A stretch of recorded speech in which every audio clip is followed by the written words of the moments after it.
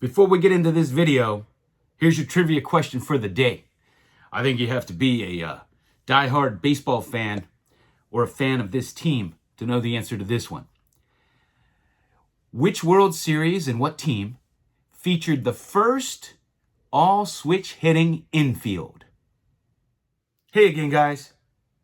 You know what I like to do when my stray cat stumbles into my card room right as I'm starting to make a video? Come here, squirrel. This is a stray cat, and she comes and visits me. Not real big on being held. I named her Squirrel because when she was a kitten, I would look across the pond in front of my house, and she would always be 30 feet in the air, climbing a tree, and just sitting up there like a squirrel. But she comes and visits every day, every morning, and every evening. And if my wife and daughter aren't here, she'll stay here all day with me and hang out. But if other people are around, she darts.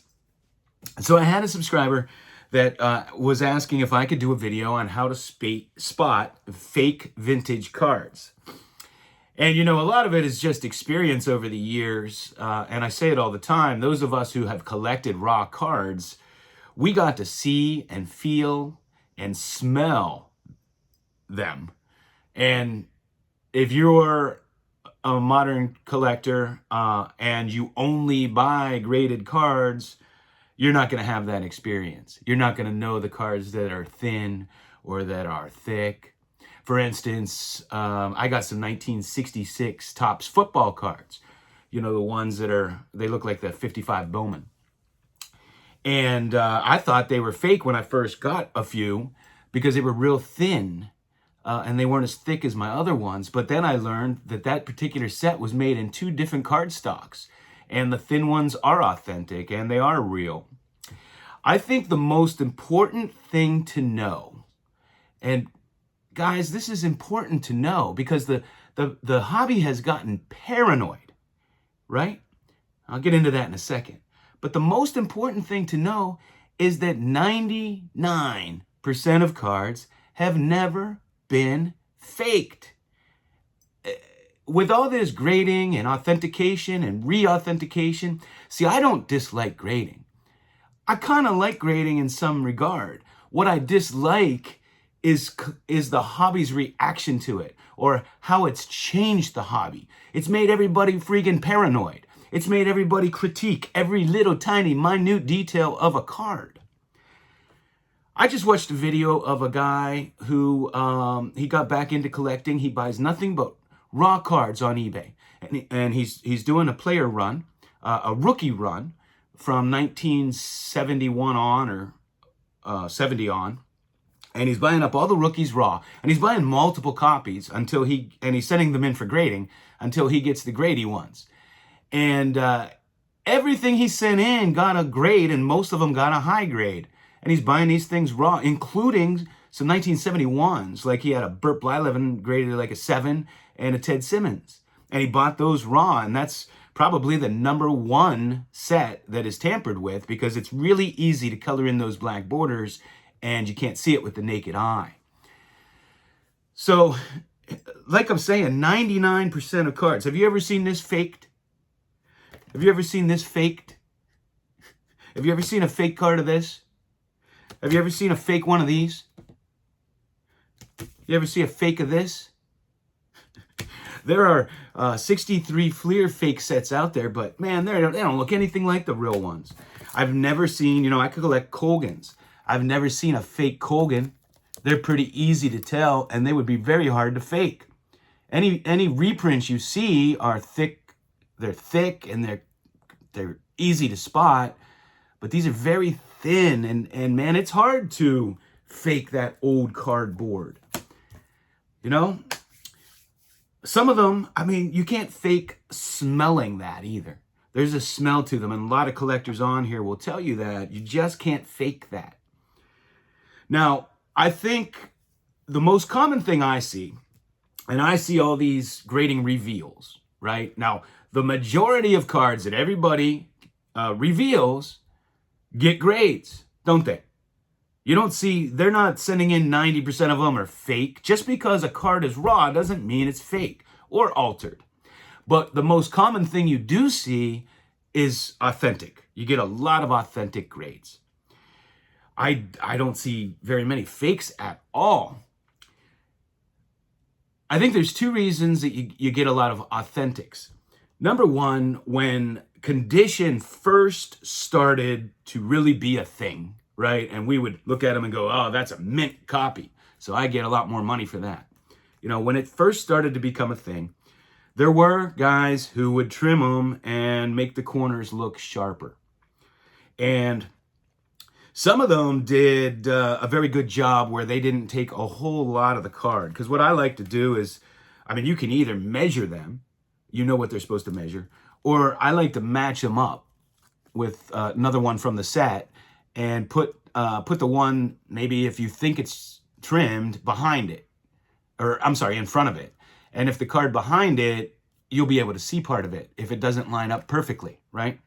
So that's one technique that I use if I might suspect that, but honestly, I that's only happened to me a few times.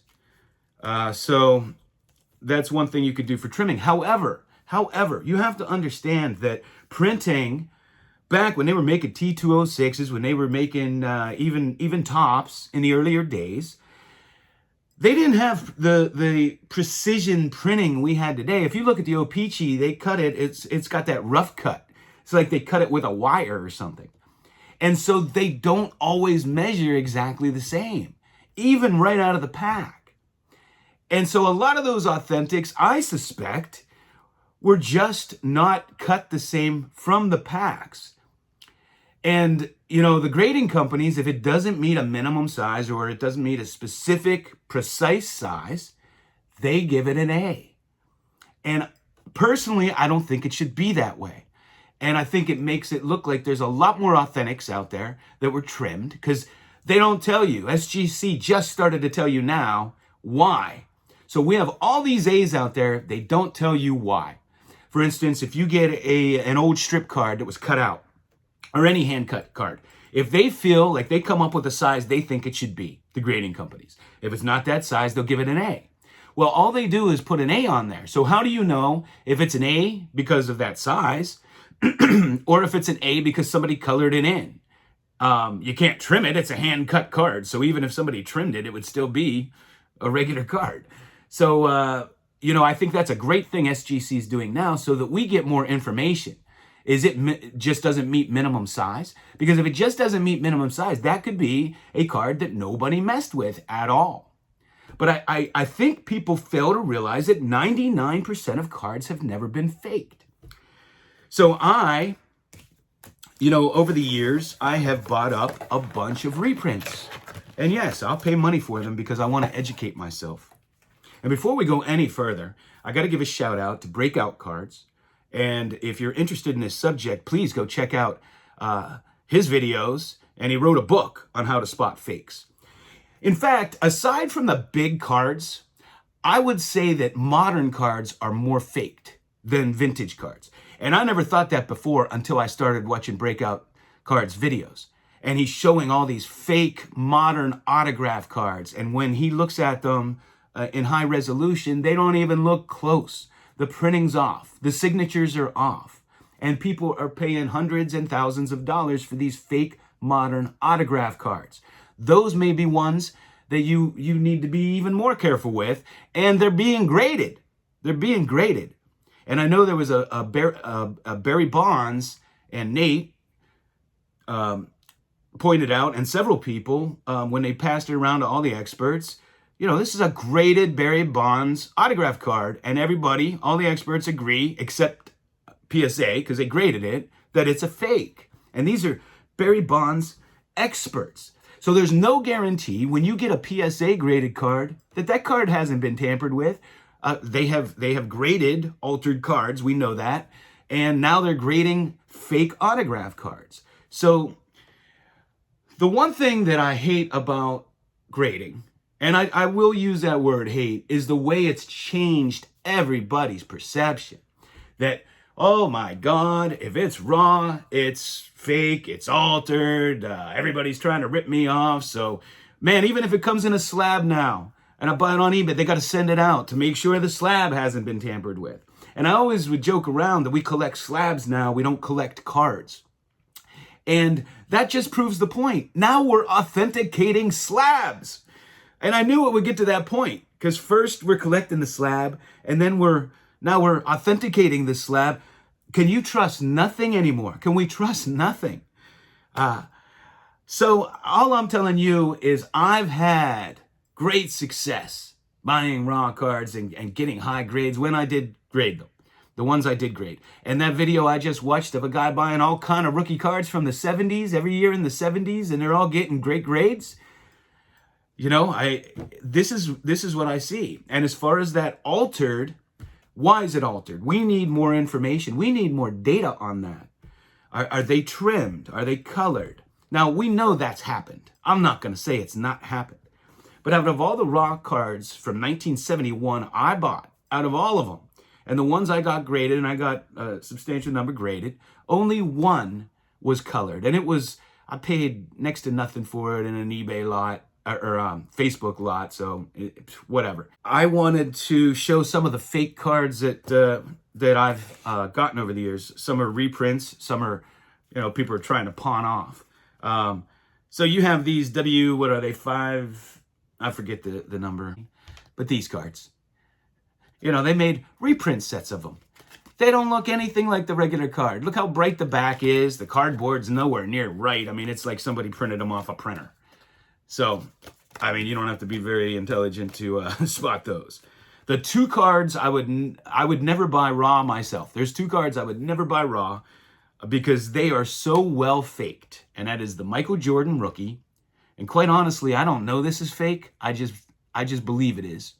But I don't know how to spot that. I know there's ways, and I got to get it looked at. And the Wayne Gretzky rookie. Now, my friend was a huge hockey collector back home. And I don't know, a year or 2 ago, and I did a video on it, he got out of collecting altogether, and he's a really good friend. And he sent me a giant box of what was left in his collection that he didn't sell. And he sent me this Wayne Gretzky.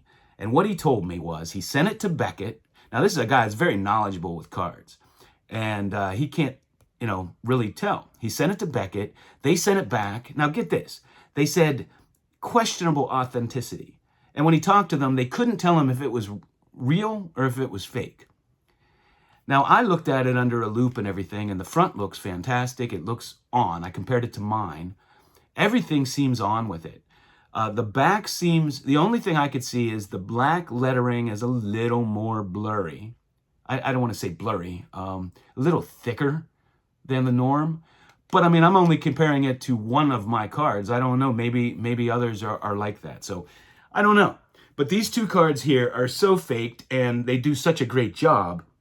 These are 2 cards I would never buy raw ever. Now here is an old Connie Mack. And this is what they do. They dip them in tea, they'll put them in dirt. We used to put them in the oven if we wanted to make a card look old, and I never did that to sell any or deceive anybody. But when we were little, we knew we would never get to T206, so you'd take those old cutouts and you'd try to make it look old and put it in a screw down just to have in your collection because you felt important or something having that Honus wagon. You just want it represented. But this is what they'll do. They dip it in tea and stuff. Now, does that look real to you? Look at those edges. Now, no card ages that way. And you're not going to be able to spot it in here. Here's a great reprint of a Shoeless Joe Jackson. And it's hard to see on video, but there are these little tan squiggly lines. And it's a dead giveaway that somebody tried to age a card. I don't know if it probably won't pick it up. But they're little tan squiggly lines. And this has been intentionally aged. Now this looks good, but when you examine it, like when they round the corners or maybe they'll put a crease in it, generally speaking, it's going to be way more white where it's rounded or where there's a crease. It's going to be way more white than and it stands out like a sore thumb. Here's a great example of a T206 that's been aged. T206 Honus Wagner.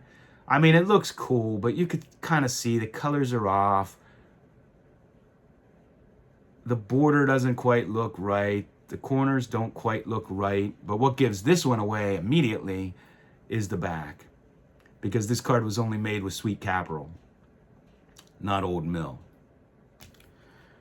Now, these cards are easy to make look fake, in my opinion. And I think that's because the printing was so horrible to begin with on on the 48 leaf that they're pretty easy. However, the cardstock's just off. I mean, it's hard as a rock. You can age them, you can do certain things. The leaf are a little tougher, but if you're familiar with the leaf and you actually hold it, it's pretty easy to tell. And this is another one where the paper is just not too often very white. And a lot of the reprints will just be bright white. But they, you know, they grade all these old cards. Look at the back of this. Does that even look like a real back?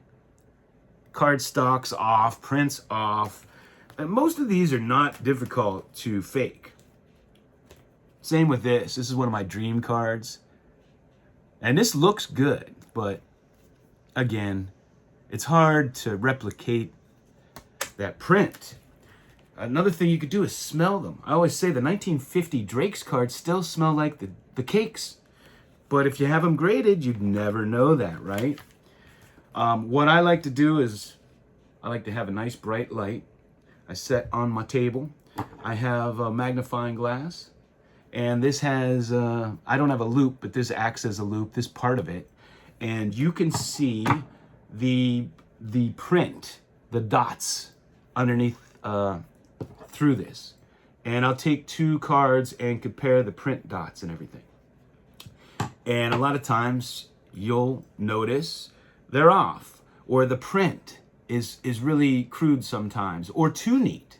And so that helps it a little bit. That helps you kind of determine. But, you know, I mean, us collectors, you're not going to be an expert in determining this all the time. I mean, it's going to take experience.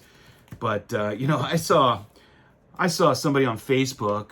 Now, this card they have reproduced by the thousands, maybe tens of thousands. I saw somebody trying to buy it for $650. Some Facebook, they made it look old and a screw down. And is this a good deal? Do you guys think this is real? Come on, guys.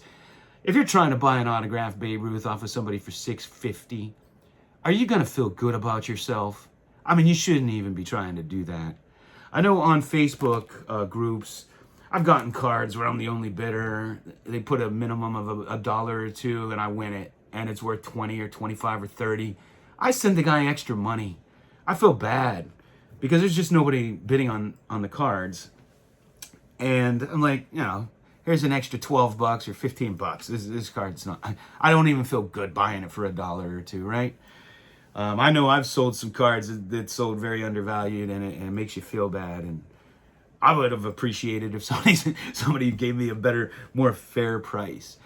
But I'm just, you know, you see fake 86 Fleer basketball boxes now. You're starting to see these. They have tampered with packs in a sealed box that whoever that company is that authenticates them. I've seen that several times recently.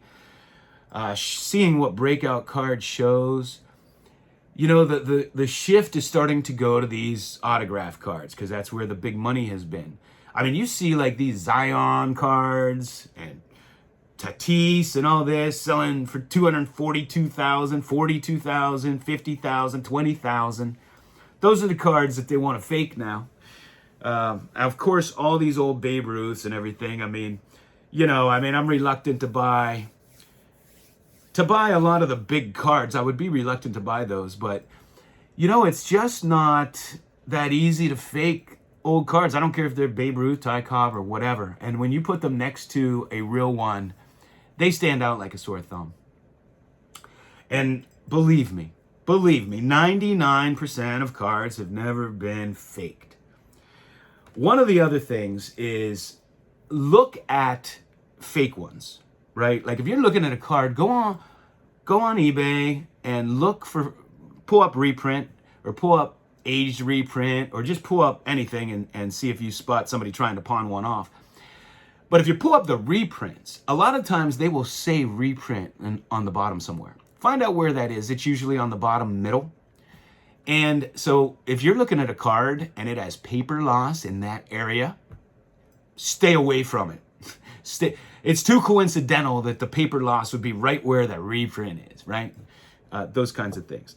But I'm telling you, if you're trying to complete sets and you're buying cards like I'm showing you here, who's going to take the time to trim or fake these things? Seriously. I mean, what are you going to get for it?